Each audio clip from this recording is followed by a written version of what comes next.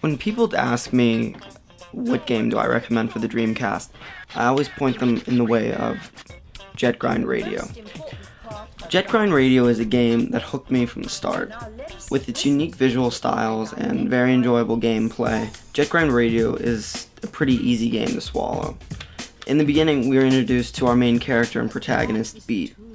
Now, Beat is a futuristic skater whose main jobs include, but are not limited to, graffiti tagging, basically pissing off the police, and taking over rival gangs' territory.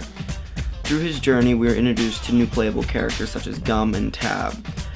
I personally never found myself being either of them, as I felt it was more of Beat's story and I grew used to him pretty early on. As the game progressed, I found myself really immersed in the gameplay, whether it was performing combos or simply navigating through the level, tagging up various locations. I was never really bored, but at the same time I was never really frustrated because the game keeps it in a way where you're constantly moving, and it's great, because even when you're stopped, like you end a level in this game, you feel the flow of progression just works really well. And the levels, while timed, rarely felt like a rushed affair in any sense. In general, the design was really smooth and well laid out, so that the actual act of playing just worked really well. And one of the most memorable parts of JetGrindRadio is actually the music. You have a vast array of music on there, from stuff by Rob Zombie to just a bunch of not unknowns, but there's a really great variety, and it worked really well for the story too, because you had music that just really complemented the concept behind being this most rebellious skater in the future. And the music was very energetic and very lively, and I just felt like, hey, this works pretty well.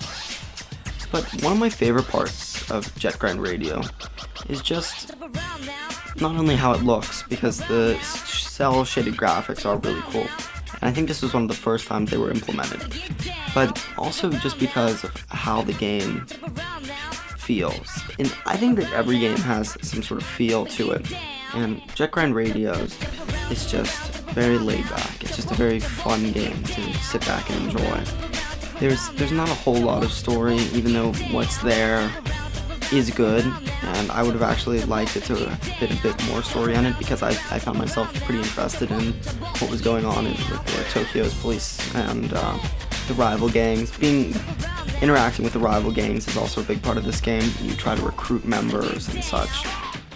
But in terms of story, there's not really that much. It's just the gameplay that keeps it going, more or less. And the skating is a lot of fun. What you skate on, they're more or less like futuristic rollerblades, and they work really well. They're pretty cool. So yeah, in general, to anyone yet again who is looking to buy a Dreamcast, or who owns a Dreamcast right now and is looking to pick up some new games, I always tell people, try JetGrindRadio. It's not that expensive, and it's just a good game. I think it's one of the best games for the Dreamcast. So, thanks for watching.